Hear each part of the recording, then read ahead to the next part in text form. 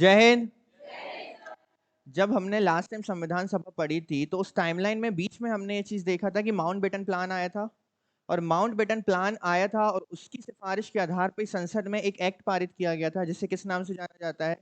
Indian independence act 1947। अच्छा, इस act ने ऐसे क्या बदलाव किए? क्या केवल भारत को आजाद करके या एक संप्रभु देश घोषित करके ये एक्ट चला गया?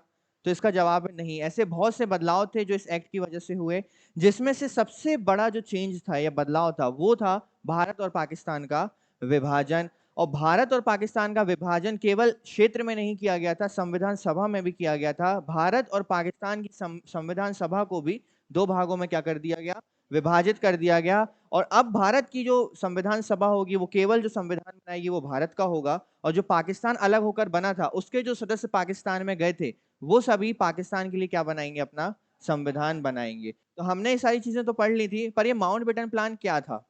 ऐसे कौन कौन सी चीजें हैं जो उस समय घटित हुई रियासतों से संबंधित? और इंडियन इंडिपेंडेंस एक्ट में ऐसी कौन कौन सी चीजें थी जो लिखी गई और बदली गई, जिससे कंप्लीटली पावर किसको दे दी गई हाथों में? इंडियन किसको दे दी गई? इंडियंस को दे दी गई। तो सबसे पहले हमें क्या पढ़ना है? Mountbatten plan 1947। माउंटबेटन से सभी नोन है, सभी जानते हैं माउंटबेटन को, ठीक है। तो माउंटबेटन आते हैं और माउंटबेटन एक सिफारिश देते हैं जिसे क्या बोला जाता है? Mountbatten plan. अब माउंटबेटन, मैं आपको पहले भी इस चीज को बता चुका हूं कि माउंटबेटन कभी भी इस चीज को लेकर एग्री नहीं थे कि भारत के दो भाग किए जाएं, पर उस समय की आर्थिक मजबूरी समझ लीजिए या उस समय की ऐसी कठिनाइयां समझ लीजिए जिस वजह से क्या करना पड़ा? यह विभाजन करना पड़ा, क्योंकि गृह युद्ध की स्थिति पैदा हो रही थी और सांप्रदायिकता अपने चरम पर पहुंच चुकी थी। हिंदू मुस्लिम जो विवाद है या हिंदू मुस्लिम जो लड़ाइयां हैं वो इस कदर तक बढ़ चुकी थी कि जो आपके पश्चिमी भारत, पश्चिमी पंजाब का जो क्षेत्र है और आपका पूर्वी बंगाल का जो क्षेत्र है वो पूर्णतः सांप्रदायिकता में अपने आप को झुलसा चुका था, है ना। अब होता ये कि चलो ठीक है, माउंटबेटन बोलते कि हमें नहीं सुननी मुस्लिम लीग की बात, हमें नहीं सुनना किसी सांप्रदायिक लोगों की बात, हम भारत के टुकड़े नहीं करेंगे। तो स्थिति यह होती कि उस समय तो भारत आजाद हो जाता और शायद आज भारत पाकिस्तान एक होते, पर वो जो क्षेत्र हैं वो कभी ना कभी अपनी आजादी की लड़ाई जरूर लड़ते और इस वजह से गृह युद्ध बढ़ता। और गृह युद्ध बढ़ता तो हो सकता है कि आज जो हमारे स्वतंत्र राज्य हैं, संप्रभु राज्य हैं, जो हमारे साथ मिलकर एक संघ का निर्माण कर रहे हैं, वो भी उनके बहकावे में आकर धीरे धीरे उनका क्या करने लगते? सपोर्ट करने लगते। और मान लीजिए कि कल को अगर हमें लगता है कि यार ये प्रॉब्लम क्रिएट कर रहे हैं, हमें इन्हें हटा देना चाहिए, और उस समय यदि हम पाकिस्तान को अलग करते तो बाकी भी ऐसे राज्य हैं जो सोचते हैं कि अगर ये अलग हो सकते हैं तो हम भी भारत से अलग हो सकते हैं। तो बेहतर होगा कि अभी ही 1947 में ही पाकिस्तान को अलग एक देश बना दिया जाए। तो ऐसा नहीं था कि एक ऑप्शन यही था कि बनाना है या नहीं बनाना है, कुछ मजबूरियां थी। कुछ ना चाहते हुए भी, आपको पता है माउंटबेटन प्लान को ना चाहते हुए भी कांग्रेस सरकार ने उस समय एक्सेप्ट किया था, जबकि साफ साफ माउंटबेटन योजना में लिखा हुआ था कि भारत के दो विभाजन किए जाएंगे। अब यदि उन्होंने, उस समय के राजनेताओं ने, सरदार पटेल, जवाहरलाल नेहरू जैसे राजनेताओं ने इसे एक्सेप्ट किया है, तो उसके पीछे बहुत बड़े कारण रहे होंगे। उस समय की परिस्थितियां ऐसी नहीं होंगी कि शायद उससे बेहतर ऑप्शन कोई हो नहीं सकता था। ठीक है, तो आज माउंटबेटन योजना ही देखना है हमें, ऐसी क्या चीजें थी इसमें और ऐसी कौन कौन सी रियासतें थी जिन्होंने इफेक्ट किया इसको। 20 फरवरी 1947 को ब्रिटेन के प्रधानमंत्री एटली दिल्ली में हाउस ऑफ कॉमन्स में यह घोषणा की कि ब्रिटिशर्स 3 जून 1947 के पहले भारतीय राजनेताओं को सत्ता हस्तांतरित करेंगे और भारत छोड़कर चले जाएंगे। ये डेट आपको याद रखनी है, 3 जून 1947, बहुत इंपॉर्टेंट डेट है। इसके अगले दिन भारत के वॉइसरॉय बदल दिए गए। वॉइसरॉय आपके कौन बनाए जाते हैं? माउंटबेटन। 21 फरवरी 1947 को नए वॉइसरॉय लॉर्ड माउंटबेटन नियुक्त किए गए। 3 जून 1947 को लॉर्ड माउंटबेटन ने एक प्रस्ताव दिया, इसे द माउंटबेटन योजना या 3 जून योजना के नाम से भी जाना जाता है। यदि सवाल पूछा जाए कि 3 जून योजना किसे कहा जाता है, तो माउंटबेटन प्लान को कहा जाता है। ठीक है, और माउंटबेटन प्लान का नाम किसके नाम पर पड़ा है? माउंटबेटन के नाम पर ही पड़ा है। इस योजना में ब्रिटिश सरकार ने भारत के विभाजन की योजना को स्वीकार कर लिया तथा नए देश बनाने का प्रस्ताव रखा। यह दो नए देश कौन से होंगे? पहला भारत और, अच्छा ये जो भारत नाम है ना, इसका इंग्लिश नेम क्या है? इंडिया है, सभी जानते हैं। इस नेम के पीछे भी बहुत सारी कहानियां हैं, इस नेम को लेकर भी बहुत लड़ाई हुई थी। जब मैं आपको आर्टिकल नंबर 1 पढ़ाऊंगा जिसमें इस नाम का मेंशन किया गया, तब मैं आपको चीज बताऊंगा। विभाजन की तारीख क्या डिसाइड की गई? 15 अगस्त 1947 डिसाइड की गई। माउंटबेटन योजना के अनुसार भारत की 2 प्रोविंस पंजाब तथा बंगाल, दोनों प्रोविंस को 2 भागों में बांटा जाएगा। देखो क्या होता था, ये जो हमारा भारत है, यहां पर पंजाब है, ठीक है, और यहां आपका बंगाल है। अब हुआ ये कि ये तो केवल बंगाल था और ये केवल पंजाब था, पर इसके जो कुछ एरिया ऐसे थे जो मुस्लिम बाहुल्य क्षेत्र थे, और यदि इन्हें कंप्लीटली भारत पे डाल दिया जाता या भारत को दे दिया जाता, तब भी वही स्थिति पैदा होती जो हम अभी सोच रहे थे कि यदि डिवीजन नहीं हुआ तो पैदा होगी। तो ऐसे में क्या किया गया, पंजाब के 2 टुकड़े किए गए, एक बनाया गया पश्चिम बंगाल, एक बनाया गया पूर्वी बंगाल। तो जो पूर्वी बंगाल था ये दे दिया गया किसको, पूर्वी पाकिस्तान को। और बेहतर तरीके से शायद आपको ये चीज पता है कि जब ये पूर्वी पाकिस्तान बना तो 1971 में इसे ही हम किस नाम से जानते हैं, बांग्लादेश के नाम से जानते हैं। और ये जो पंजाब था इसे भी 2 भागों में विभाजित किया गया, एक पश्चिम पंजाब और एक पूर्वी पंजाब। तो पूर्वी पंजाब किसके पास रहा, भारत के पास, पर ये जो पश्चिम पंजाब था ये किसके पास चला गया। और आप लोगों को शायद ये बात पता होगी कि एक पंजाब नाम से स्टेट कहां पर भी है, आपका स्थान पाकिस्तान में भी है, तो ये वही क्षेत्र है। माउंटबेटन ने क्या पेश किया कि देखो 2 टुकड़े तो करने पड़ेंगे देश के, पर 2 स्टेट्स ऐसे हैं जिनके भी हमें 2 टुकड़े करने पड़ेंगे, वो स्टेट से बंगाल और पंजाब, ठीक है। इनका विभाजन इसलिए किया गया क्योंकि यह दोनों बहुत बड़े प्रोविंस क्षेत्र थे और यहाँ की बहुसंख्यक जनसंख्या मुस्लिम थी तथा गैर मुस्लिम जनसंख्या जैसे हिंदू तथा सिख भी निवास करते थे। तब जनसंख्या के अनुसार इसका विभाजन किया गया। पंजाब तथा बंगाल के विभाजन के लिए रेड क्लिफ, जानते हैं, भारत और पाकिस्तान के बीच में एक रेखा है जिसे किस नाम से जाना जाता है, रेड क्लिफ। वो सर रेड क्लिफ के नाम पर ही रखी गई है की अध्यक्षता में बाउंड्री कमीशन। अब आप ये याद रखेंगे कि बाउंड्री कमीशन के अध्यक्ष कौन थे, भारत और पाकिस्तान के बीच में बाउंड्री किसने खींचा है, सर रेड क्लिफ ने, और उन्हीं के नाम पर उस रेखा का नाम क्या है, रेड क्लिफ रेखा। पंजाब को 2 भागों में बांटा गया, पूर्वी पंजाब और पश्चिमी पंजाब। बंगाल को भी 2 भागों में बांटा गया, पूर्वी बंगाल और पंजाब को तो आज हम पंजाब ही कहते हैं, पर आप शायद जानते हैं कि हमारे जो बंगाल स्टेट है उसे हम किस नाम से जानते हैं, वेस्ट बंगाल, क्योंकि जो ईस्ट बंगाल था वो किससे चला गया था, पाकिस्तान को चला गया था, ठीक है। इसके बाद असम की सिलहट तथा ये नॉर्थ वेस्ट फ्रंट प्रोविंस में जनमत संग्रह रेफरेंडम। देखो रेफरेंडम क्या होता था कि जब समझ में ना आए कि क्या किया जाए तो वहां रहने वाली जो जनसंख्या है, वहां रहने वाली जो प्रजा है या क्षेत्र के जो लोग हैं उन पे क्या कराया जाता था, एक जनमत संग्रह, कि आप वोट डालिए और डिसाइड कीजिए कि आप किसके साथ जाना चाहते हैं। क्योंकि देखिए उस समय क्या था कि जो रियासतें थी, एक चीज बोला गया था कि 3 ऑप्शन है, या तो भारत के साथ जुड़ जाओ, दूसरा या तो पाकिस्तान के साथ जुड़ जाओ, और तीसरा या आप स्वतंत्र रह सकते हैं। और ये चीज साफ तौर पर कही गई थी कि रियासतें स्वतंत्र रहेंगी जो रहना चाहती हैं। पर होता क्या है, जब भारत और पाकिस्तान का ऑप्शन आता है तो धीरे धीरे देखने मिलता है कि सभी के सभी प्रांत और रियासतें किसमें जुड़ते जा रहे हैं, भारत में। तो इस चीज की, भारत और पाकिस्तान में, तो इस चीज की होड़ लगने लगी कि रियासतें सोचने पे मजबूर हो गई कि हम किससे जुड़ जाएं। तो होता यह है कि आपका NWFP और सिलहट में जनमत संग्रह कराया जाता है, और जनमत संग्रह का रिजल्ट ये निकलता है कि वहां की जो बाहुल्य जनसंख्या वो किसके साथ जाना चाहती है, पाकिस्तान के साथ।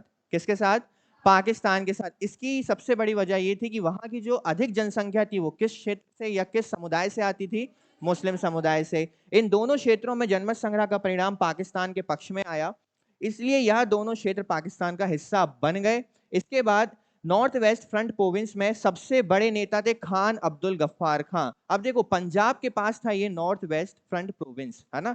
उस समय भारत की आजादी के लिए एक नेता थे खान अब्दुल गफ्फार खान, जिन्हें आप सीमांत गांधी के नाम से जानते हैं। यदि कभी पूछा जाए इनका उपनाम क्या है तो क्या है उपनाम, सीमांत गांधी। अब इन्हें बोला जाता था, या इनकी जो टीम थी या जो इनका संगठन था उसे बोला जाता था लाल कुर्ता धारी, क्योंकि ये क्या करते थे, लाल कुर्ता पहनते थे सभी के सभी।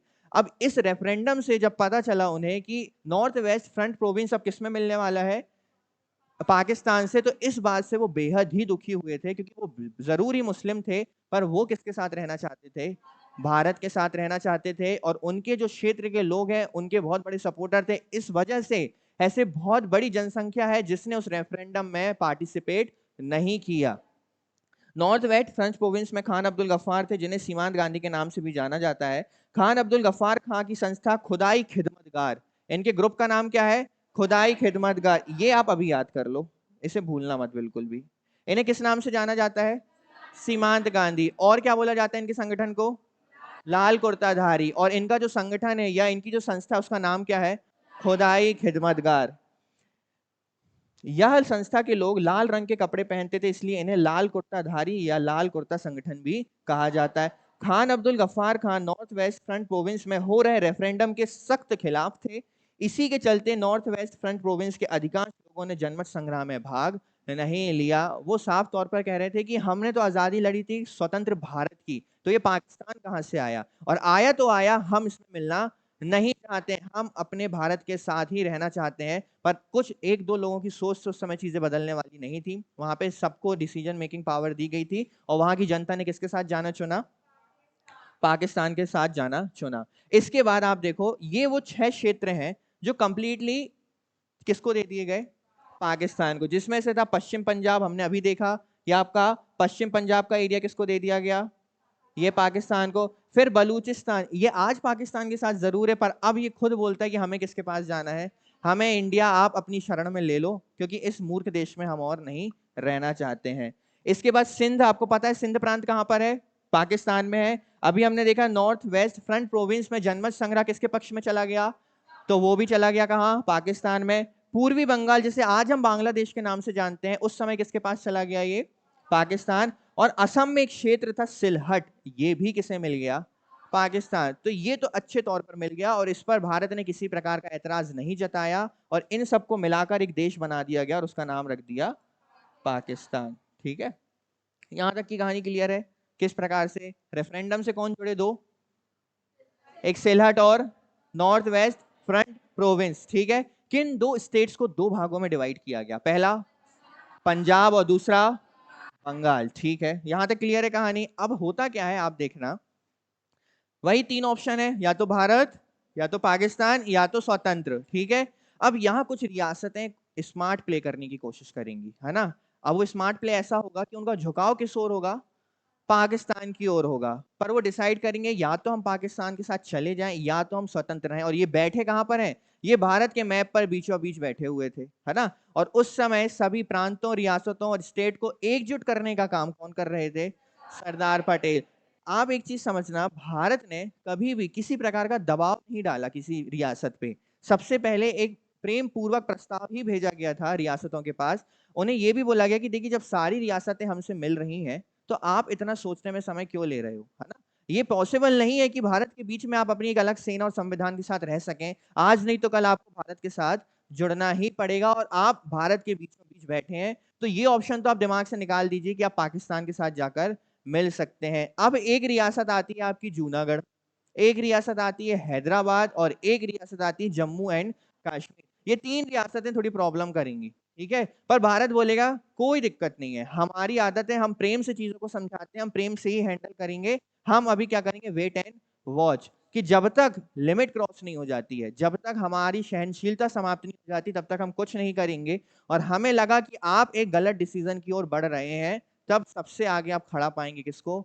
हमें। किसको? सरदार पटेल को। अब होता यह है कि भारत में 563 से भी ज्यादा देशी रियासतें थी तथा राज्य राजवाड़े थे, जिन्हें माउंटबेटन योजना के अनुसार स्वतंत्र कर दिया गया था। अर्थात यह भारत में मिलना चाहे या पाकिस्तान में मिलना चाहे या स्वतंत्र रहना चाहे, ये उन पर निर्भर था। अब देखो, 563 में से 560 देशी रियासतों ने 15 अगस्त के पहले इंस्ट्रूमेंट ऑफ एक्सेशन, मतलब आप किसके साथ विलय पत्र पर साइन करना चाहते हैं, इस विलय पत्र को बोला जाता था इंस्ट्रूमेंट ऑफ एक्सेशन, कर लिया। अर्थात विलय पत्र पर साइन कर दिए। अब आप इंस्ट्रूमेंट ऑफ एक्सेशन पाकिस्तान के साथ कर लो या फिर भारत के साथ कर लो। पर 563 में से 560 ने कर लिया, बचे कितने? 3। वे 3 रियासतें जो एकीकृत नहीं हुई या विलय पत्र पर हस्ताक्षर नहीं किए। पहला नाम जूनागढ़, वर्तमान में ये जो क्षेत्र है ये गुजरात के अंतर्गत आता है, ठीक है। दूसरा हैदराबाद, आपको पता है तेलंगाना स्टेट के अंदर है आज। और ये है आपका जम्मू एंड कश्मीर, जो आज के समय की यूटी बन चुका है ना। अब ये तीनों क्षेत्र अपनी अपनी दिमाग और बुद्धि का उपयोग कर रहे थे। जूनागढ़ वेट एंड वॉच, थोड़ा सोच रहे थे। हैदराबाद वाले कुछ अलग लेवल पर चले गए थे, इसलिए इनके साथ कुछ अलग लेवल का ऑपरेशन करना पड़ा। और जम्मू एंड कश्मीर के जो राजा थे, उनको जब समझ में आ गया कि अब हम टोटली निपटने वाले हैं। एक तरीके से हमारा जो क्षेत्र है वो कब्जा होने वाला है, तो भागो और मदद मांगो किससे? भारत से। तो एक एक रियासत को देखते हैं हम। सबसे पहले बात आती है जूनागढ़ रियासत की। अब आप एक चीज समझना, देखो ये जूनागढ़ कहां पर है आपका? गुजरात में, ठीक है। अब ये किससे मिलना चाह रहा था? पाकिस्तान से। और इसके पीछे एक बहुत बड़ा रीजन ये दे रहा था कि देखो हमारी तो बॉर्डर भी किसके साथ जुड़ती है? पाकिस्तान के बहुत करीब है, तो हम पाकिस्तान के साथ जुड़ सकते हैं। पर एक प्रॉब्लम थी कि जो जूनागढ़ था, इसकी अधिकतम बाहुल्य जनसंख्या किस समुदाय से आती थी? हिंदू समुदाय से आती थी। पर यहाँ का जो शासक था वो कौन था?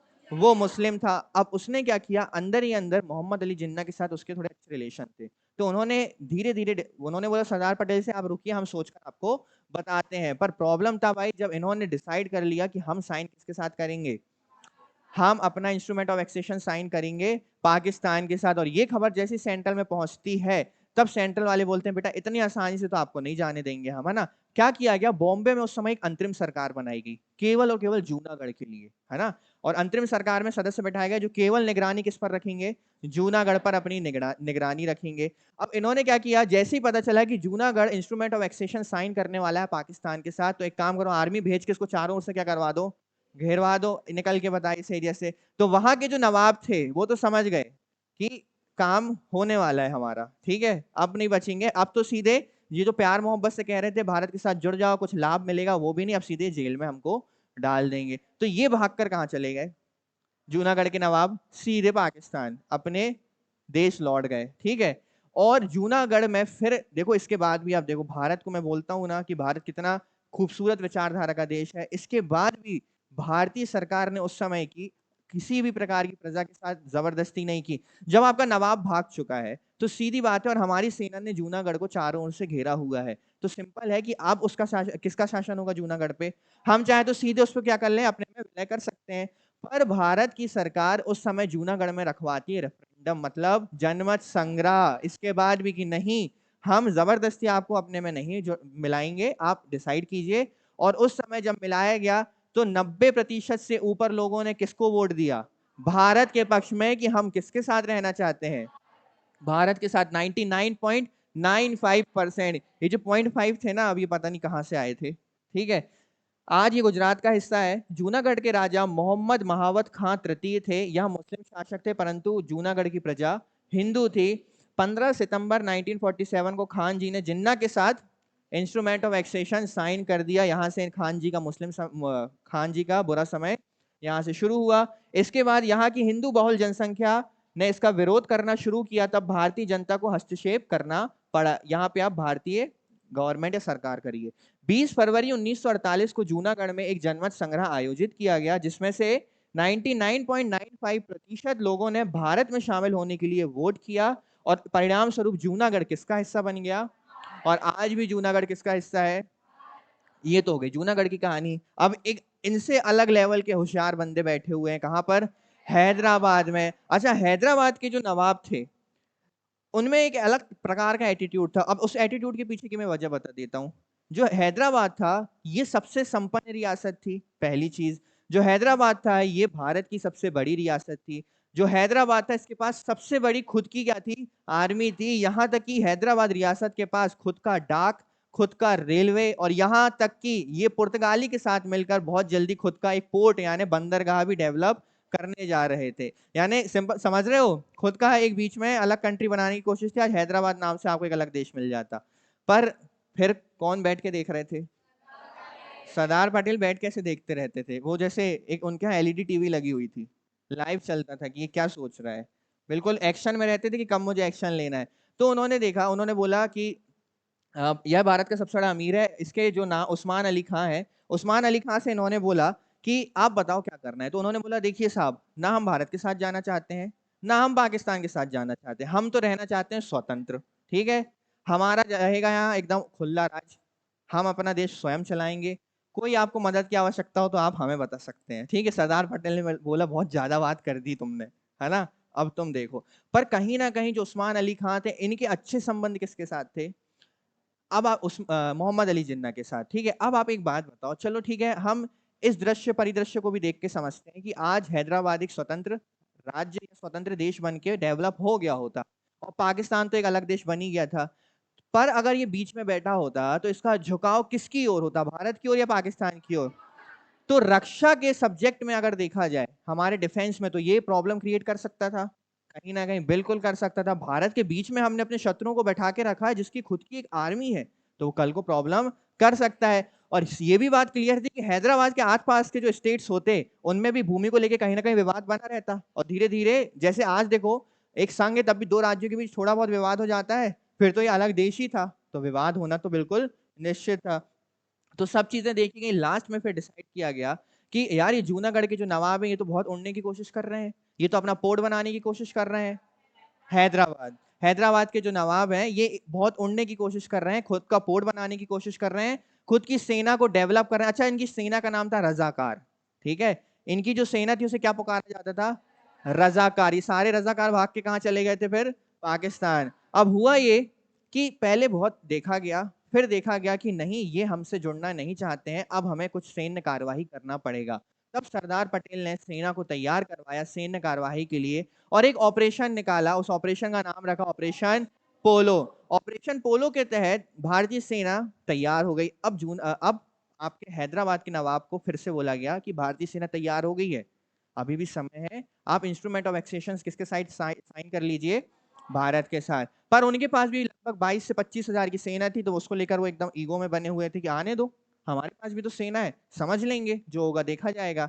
पर भारतीय सेना और हैदराबाद की सेना में जमीन आसमान का अंतर था। लगभग 35,000 की भारतीय सेना उस समय हैदराबाद में प्रवेश करती है, और फिर मुझे नहीं पता कहाँ कहाँ भागे थे नवाब, उस समय भागे थे, बहुत डंडे पड़े थे उन्हें, और लास्ट में वो चीज ये होती है कि उन्हें अलग किया जाता है और जबरदस्ती सैन्य कार्यवाही के द्वारा हैदराबाद को किसमें जोड़ लिया जाता है, भारत का हिस्सा बना लिया जाता है। और इसके और इसी कारण जो भारत का सबसे बड़ी रियासत या सबसे संपन्न रियासत है वो किसका हिस्सा बन जाती है, भारत का हिस्सा बन जाती है, जो आज किस राज्य का भाग बनकर रह रही है, तेलंगाना। पहले किसका भाग थी ये, आंध्र प्रदेश का। हैदराबाद में 80% जनसंख्या हिंदू थी, परंतु यहाँ के शासक ने स्वतंत्र रहने का निर्णय किया। उस्मान अली के पास एक सेना थी जिसे रजाकार कहा जाता था। रजाकार के बलबूते इन्होंने सोचा कि भारत और पाकिस्तान से जो भी आए हम उनका सामना कर लेंगे। ये जो मिसप्रिंट होता है ये आप लिखते समय अपनी स्वयं की बुद्धि से इसको ठीक कर लेंगे, है ना। भारत सरकार ने सरदार पटेल के नेतृत्व में सितंबर 1948 में हैदराबाद का अधिग्रहण कर लिया। हैदराबाद का अधिग्रहण सैन्य अभियान ऑपरेशन पोलो के द्वारा किया गया। सितंबर 1948 हैदराबाद रियासत को भारत में विलय कर दिया गया। तो ये हो गई दो रियासतों की कहानी कि एक पाकिस्तान से मिलना चाह रहे थे तो हमने उन्हें घेर के फिर जनमत संग्रह कराया और अपने में जोड़ लिया। दूसरे मिलना नहीं चाह रहे थे, उड़ना चाह रहे थे, तो हमने उनके पर काट के उन्हें अपने पास जोड़ लिया। अब तीसरे हैं, वो भी एक अलग विचारधारा के हैं कि हमें पाकिस्तान के साथ भी नहीं जाना, हमें भारत के साथ भी नहीं जाना, हमें स्वतंत्र रहना है। अब वो जो आपकी रियासत है उसका नाम है जम्मू और कश्मीर। अब देखो यहाँ पे चीजें पलट जाएंगी। अब यहाँ के राजा कौन है, हिंदू, जो हिंदू है, और यहाँ की जनसंख्या अधिक क्या है, मुस्लिम है। पर राजा हरि सिंह बहुत ही अच्छे राजा थे, मानना पड़ेगा, वो कार्य बहुत सभी प्रजा को एक समान दृष्टि से देखते थे। और धीरे धीरे माउंटबेटन ने भी उन्हें समझाया था, और सरदार पटेल के साथ भी उनकी बहुत सारे पत्र विचार हुए थे और बातचीत हुई थी। और इस चीज पर वो विचार कर रहे थे कि क्या हमें शामिल होना चाहिए या नहीं होना चाहिए। और एक चीज और है, यदि वो शामिल होते तो वो भारत में होते, ये भी कंफर्म था, क्योंकि उनका झुकाव थोड़ा किशोर हो गया था। पर वो अपने इंस्ट्रूमेंट ऑफ एक्सेशन में साइन करने से पहले कुछ शर्तें रख रहे थे जिससे भारत सरकार मानने को तैयार नहीं हो रही थी, क्योंकि उस समय वहां पर बैठे हुए थे हमारे प्रधानमंत्री बनकर पंडित जवाहरलाल नेहरू, या सबसे बड़े नेता बनकर पंडित जवाहरलाल नेहरू। अब देखो बहुत सारी कहानियां हैं, अभी मैं उसे जोड़ना नहीं चाहूंगा। पंडित जवाहरलाल नेहरू के जो बहुत प्रिय मित्र हैं उस समय जम्मू कश्मीर की जेल में कैदी थे, और उन्हें जेल में डाला राजा हरि सिंह ने। उस वजह से कहीं ना कहीं पंडित जवाहरलाल नेहरू और राजा हरि सिंह के बीच में थोड़े मतभेद थे। तो जवाहरलाल नेहरू राजा हरि सिंह की किसी भी शर्त को मानने को तैयार नहीं थे, बल्कि वो अपनी शर्त मनवाने को बाध्य थे कि वो मेरी शर्त मानेंगे, उसके बाद ही हम कश्मीर को अपने आप में जोड़ने का प्रयास करेंगे। पर सरदार पटेल इस चीज को लेकर एकदम साफ थे कि हमें, सरदार पटेल इसलिए बेहतरीन व्यक्तित्व के व्यक्ति हैं क्योंकि वो हमेशा खुद से पहले या खुद की चॉइस या खुद की विचारधारा से ऊपर किसे रखते थे, देश को रखते थे। अपनी पर्सनल चॉइसेस आप थोड़ा साइड में रखिए। हर जगह आपको कुछ भी करने से पहले खुद के बारे में नहीं सोचना चाहिए, आपको पहले देश के बारे में सोचना है, फिर आप देखिए कि आपका उसमें अच्छा हुआ या बुरा हुआ, और जो भी हुआ हो इस चीज से संतुष्टि रखी कि देश का तो अच्छा हुआ है, पर दूसरे राजनेताओं में कहीं ना कहीं इस चीज को लेकर ऐसी भावना नहीं रहती थी। अब होता क्या है, पाकिस्तान जब देखता है कि हरि सिंह मान नहीं रहे हैं और अगर ये झुके तो किसकी ओर झुक जाएंगे, पर जम्मू कश्मीर उस समय एक बहुत इंपॉर्टेंट हिस्सा हुआ करता था जिसे पाकिस्तान अपने आप में जोड़ना चाहता था। तो पाकिस्तान क्या करता है, कुछ वहां के लोकल जो कबीले के लोग होते हैं उनके द्वारा आक्रमण करवाता है, किस पे, कश्मीर पे। और वो जो कबीले के लोग होते हैं उनका सपोर्ट कौन करता है, पाकिस्तान की आर्मी। अब ये जो कबीले के लोग होते हैं सीधे कश्मीर, जम्मू कश्मीर में धीरे धीरे एंटर होते हैं, घरों में आग लगाते हैं, हत्याएं करते हैं, काफी जान और मान की वहां हानि होती है। और हरि सिंह अपने प्रजा के प्रेम में इस प्रकार थे कि उन्होंने सोचा कि मैं अब हर शर्त को मानने के लिए तैयार हूं, बस मेरी प्रजा को और मेरे इस जगह को, जम्मू कश्मीर रियासत को भारत सरकार बचा ले। तो उन्होंने जब ये पत्र लिखा सरदार पटेल को, तो सरदार पटेल इस चीज को मानते हैं और वो बोलते हैं हरि सिंह कि हम इंस्ट्रूमेंट ऑफ एक्सेशन साइन करने तैयार हैं, किसके साथ, भारत के साथ, बस आप कश्मीर को बचा लीजिए। तो भारतीय सेना सैन्य कार्रवाई करने कहां पर जाती है, जम्मू एंड कश्मीर, और फिर बहुत शानदार तरीके से दौड़ाती है पाकिस्तान आर्मी को और इस प्रकार से कश्मीर को बचाने की कोशिश करती है। पर हमारे कश्मीर का मुद्दा चले जाता है यूएन, जो नहीं जाना चाहिए था, यूनाइटेड नेशंस। और यूनाइटेड नेशंस से ये आदेश आता है कि जो जहां पर है वो वहीं पर रुक जाए और सैन्य कार्यवाही को वहीं पर रोक दिया जाए। इस वजह से जो हमारी भारतीय सेना जो अभी फ्रंट में होकर आगे बढ़ रही थी वो वहीं रुक जाती है हमारी केंद्र सरकार के आदेश पर।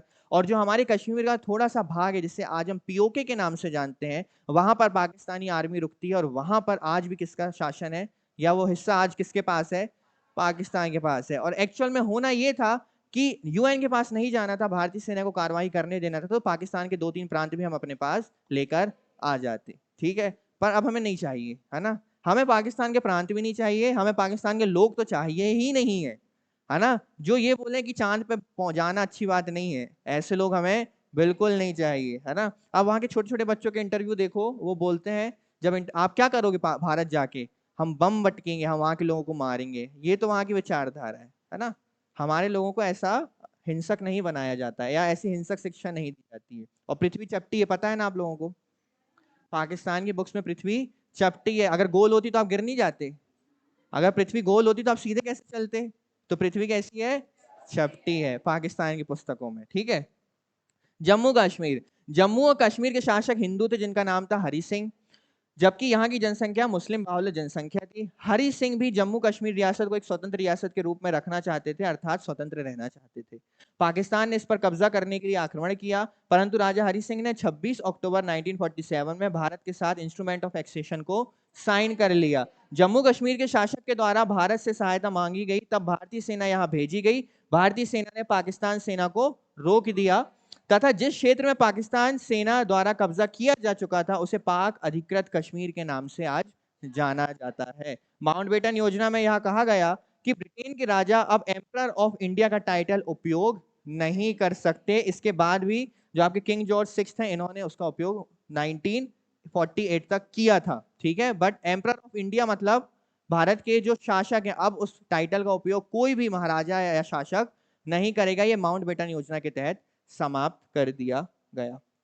तो ये थी आपकी क्या, माउंटबेटन योजना। तो हमने देखा किस प्रकार से भारत और पाकिस्तान के दो विभाजन हुए, किस प्रकार से रियासतों को ऑप्शंस दिए गए और किस प्रकार से रियासतों ने ये चूज किया कि हम किसके साथ जाना चाहेंगे, या तो भारत या तो पाकिस्तान के साथ। जल्दी से मुझे उन 6 क्षेत्रों के नाम बताओ जो पाकिस्तान के साथ जाकर जुड़े। सबसे पहला नाम पश्चिम बंगाल, पश्चिम बंगाल, पूर्वी बंगाल, दूसरा पश्चिम पंजाब, तीसरा Balochistan, Sylhet, north West Frontier province और सिंध। ये 6 हिस्से कहां चले गए, पाकिस्तान। वो 3 हिस्से जो रियासतें जो नहीं मान रही थी, पहली, दूसरी और तीसरी, तो तीनों की कहानियां क्लियर है। इन तीनों को हमने कैसे जोड़ा। अब देखो, जो आपका माउंटबेटन योजना आती है उसे संसद में पेश किया जाता है, और जब संसद में उसे पेश किया जाता है तो वो पास होती है, और जब वो पास होती है, जब भी कोई सिफारिश या रिपोर्ट पास होती है तो वो किस में कन्वर्ट हो जाती है, एक्ट में कन्वर्ट होती है। और उसे फिर हम किस नाम से जानते हैं, इंडियन इंडिपेंडेंस एक्ट 1947। तो सारे विभाजन हमने देख लिए। अब हमें यह भी पता चल गया कि संविधान सभाएं और देश भी अलग अलग हो चुके हैं। अब केवल ये देखो कि जो इंडिपेंडेंस एक्ट 1947 में, इसमें क्या पॉइंट्स लिखे हुए थे, बस इतना हमें समझना है। तो देख लेते हैं अभी भी आपके वॉइस रॉय या फिर गवर्नर जनरल कौन है? माउंटबेटन। 20 फरवरी 1947 ब्रिटिश प्रधानमंत्री क्लीमेंट एटली, ये पेमेंट एटली लिखा है, क्लीमेंट एटली ने घोषणा की कि 30 जून 1947 को भारत में ब्रिटिश शासन समाप्त हो जाएगा और उसके बाद उत्तरदायी ये क्या होता है जो ऑटो करेक्ट होता है ना, इसको पता नहीं है हिंदी के बारे में, है ना, इसलिए कुछ भी लिख देता है हाथों में सौंप दी जाएगी। इस बात पर मुस्लिम लीग ने आंदोलन किया और भारत के विभाजन की बात कही। 3 जून 1947, वही डेट आ गई फिर से। 3 जून 1947 को ब्रिटिश सरकार ने फिर स्पष्ट किया कि 1946 में गठित संविधान सभा द्वारा बनाया गया संविधान उन क्षेत्र पर लागू नहीं होगा जो इसे स्वीकार नहीं करेंगे। 3 जून 1947 को वायसरॉय लॉर्ड माउंटबेटन ने विभाजन की योजना पेश की, जिसे माउंटबेटन योजना और किस नाम से, 3 जून योजना के नाम से जाना जाता है, जिसे मुस्लिम लीग और कांग्रेस दोनों ने ही स्वीकार किया। इस प्रकार भारतीय स्वतंत्रता अधिनियम 1947 बनकर उसे लागू कर दिया गया। अब ऐसा तो हो नहीं सकता था ना कि माउंटबेटन ने 3 जून को कोई योजना दी और बोला माउंटबेटन योजना लागू की जाती है। ऐसा होता है क्या? संसद में कोई कार्यवाही होती है, उस पर वोटिंग्स होती है, उसे पास किया जाता है, जब वो पास होता है तो वो अधिनियम बन जाता है और वो अधिनियम बनकर फिर आपके सामने प्रस्तुत होता है। ब्रिटिश संसद में 4 जुलाई 1947 को भारतीय स्वतंत्रता अधिनियम प्रस्तावित किया गया, जो 18 जुलाई, अब आपको केवल 2 डेट याद रखनी है, 3 जून 1947 क्योंकि उस दिन क्या आया था, माउंटबेटन प्लान, और 18 जुलाई 1947 क्योंकि इस दिन क्या पास किया गया था, इंडियन इंडिपेंडेंस एक्ट 1947। ये 2 डेट याद रख सकते हो, 3 जून 18 जुलाई, याद रहेगा। चलो देखते हैं इसमें क्या क्या लिखा है। इसके बाद इसमें भारत में ब्रिटिश राज समाप्त करके 15 अगस्त 1947 को भारत को स्वतंत्र और संप्रभु राष्ट्र घोषित कर दिया जाएगा। 2 अधिराज्यों की स्थापना की जाएगी, एक का नाम होगा भारत, दूसरे का नाम होगा पाकिस्तान। 15 अगस्त 1947 को भारत तथा पाकिस्तान नामक 2 अधिराज्य बनाए गए और उनको ब्रिटिश सरकार द्वारा सत्ता सौंप दी गई। सत्ता का उत्तरदायित्व दोनों राज्यों की संविधान सभा को सौंप दिया गया। अब सीधी बात है कि जो देश बना है सत्ता भी उस देश के लोगों को ही दी जाएगी। ऐसा नहीं बोला जा सकता कि पाकिस्तान अलग कर दिया गया पर उसके लिए भी कानून कौन बनाएगा, भारत की सरकार, तो ये नहीं हो सकता। इस अधिनियम के तहत ही भारत का विभाजन करके 2 स्वतंत्र संप्रभु राष्ट्र भारत और पाकिस्तान का सृजन किया गया, जिन्हें ब्रिटिश राष्ट्रमंडल से अलग होने की परमिशन दी गई। मतलब अभी तक भारत ब्रिटिश राष्ट्रमंडल के अंडर में था, हमारे ऊपर एक राज अध्यक्ष बैठते थे, पर अब दोनों ही देश इन ब्रिटिश क्षेत्र से क्या हो सकते हैं, पूर्णतः संप्रभु और स्वतंत्र हो सकते हैं। वही चीजें देखो रिपीट हो रही हैं जो आज तक हम पढ़ते आए हैं। वॉयसरॉय का पद समाप्त कर दिया गया और दोनों राज्यों में गवर्नर जनरल के पद का सृजन किया गया। भारत तथा पाकिस्तान दोनों के गवर्नर जनरल की नियुक्ति नए राष्ट्रीय कैबिनेट की सलाह पर ब्रिटेन के ताज को करनी थी। पर याद रखना, ब्रिटेन का ताज जो नया गवर्नर जनरल चुनेगा उस पर ब्रिटेन का कोई भी हस्तक्षेप नहीं होगा। कंप्लीटली जो डिसीजन होगा वो भारत की संसद का होगा। और हम जानते हैं कि स्वतंत्रता के पश्चात हमारे सबसे पहले गवर्नर जनरल कौन बने थे, सी राजगोपालाचारी। पर आगे चलकर हमने देखा कि संविधान सभा ने इस गवर्नर जनरल के पद को भी हटा दिया था।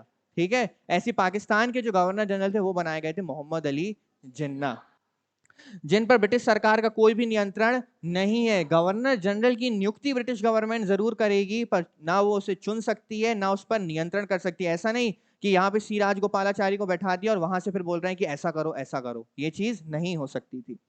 समझ में आया?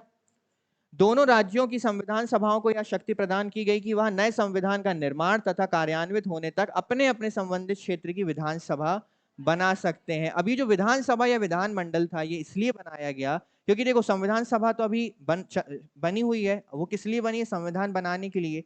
तो तब तक देश को कैसे चलाया जाए, तब तक देश कैसे चलेगा, तो क्या आपको पता है ये चीज कि जो संविधान सभा थी वो एक संसद के रूप में भी कार्य करती थी। याद है कि सारी संविधान सभा घर छोड़कर आ गए, याद है ना, नहीं छोड़ के आए। यह संविधान विधानमंडल के रूप में तब तक कार्य करेंगे जब तक कि वे संविधान सभाएं संविधान का निर्माण नहीं कर लेते। यह संविधान विधानमंडल के रूप में, अच्छा सेम लाइन हो गई। विधानसभाओं को यह भी शक्ति थी कि वह किसी भी ब्रिटिश कानून को समाप्त करने के लिए कानून बना सकती। अब देखो ब्रिटिशर्स के कानून चले आ रहे हैं भारत में। अब जब एक विधानमंडल स्वतंत्र हो चुकी है, जो संसद के रूप में कार्य कर रही है, उसे लगता है कि ब्रिटिशर्स द्वारा बनाए गए ये कानून हमें पसंद नहीं है या सही नहीं है, तो हम उसको अब रद्द कर सकते हैं, वो सारी चीजें चली गई। अब secretary of state, governor general, council, अब इन सारी चीजों से हम बाहर आ चुके हैं। अब हम एक संसद के मॉडल पर आ चुके हैं, है ना। इस अधिनियम के द्वारा भारत मंत्री के पद को, यानी वही सेक्रेटरी ऑफ स्टेट जिसे हम भारत सचिव भी बोलते थे, भारत सचिव के पद को समाप्त कर दिया गया, तथा ब्रिटेन में भारत सचिव के पद को भी समाप्त कर दिया गया और शक्तियां राष्ट्रमंडल मामलों के राज सचिव को स्थानांतरित कर दी गई। इस अधिनियम के द्वारा 15 अगस्त 1947 भारतीय रियासतों पर ब्रिटिश संप्रभुता की सभापति की घोषणा की गई तथा इन्हें भारत या पाकिस्तान किसी भी अधिराज्य में सम्मिलित होने और अपने भविष्य संबंधी किसी भी निश्चय करने की स्वतंत्रता दे दी गई। वही चीज बार बार ये जो माउंटबेटन योजना में, देखो वही चीज है ना, जो सिफारिश थी वो लिखी किसमें थी, माउंटबेटन योजना में, और उसी को कॉपी पेस्ट किसमें करा गया है। तभी आपको सारी चीजें सिमिलर देखने मिल रही हैं। बस एक दो पॉइंट्स हैं जो इसमें अलग आएंगे जो आपने माउंटबेटन योजना में नहीं देखे हैं। वही चीज आगे, रियासतों के पास अधिकार है कि वो या तो भारत के साथ जुड़े, या तो पाकिस्तान के साथ, या तो स्वतंत्र रह लें। इस अधिनियम के अधीन भारत को सिंध, बलूचिस्तान, पश्चिम पंजाब, पूर्वी बंगाल, पश्चिमोत्तर सीमांत प्रांत और असम के सिलहट को छोड़कर भारत का शेष राज्य क्षेत्र दे दिया गया, क्योंकि ये क्षेत्र किसके पास चले गए थे, पाकिस्तान के पास। इसने शाही उपाधि से भारत का सम्राट पद भी अब क्या कर दिया, समाप्त कर दिया। इसके अंतर्गत भारत के गवर्नर जनरलों तथा प्रांतीय गवर्नर को राज्यों का संवैधानिक प्रमुख नियुक्त किया गया। इन सभी मामलों पर राज्यों की मंत्रिपरिषद के परामर्श करना आवश्यक था। अब जो भी गवर्नर जनरल आपका बैठेगा वो एक भारतीय होगा और वो किसके द्वारा चुना जाएगा, मंत्रिमंडल जो हमारा संसद के रूप में कार्य कर रहा है उसके द्वारा चुना जाएगा।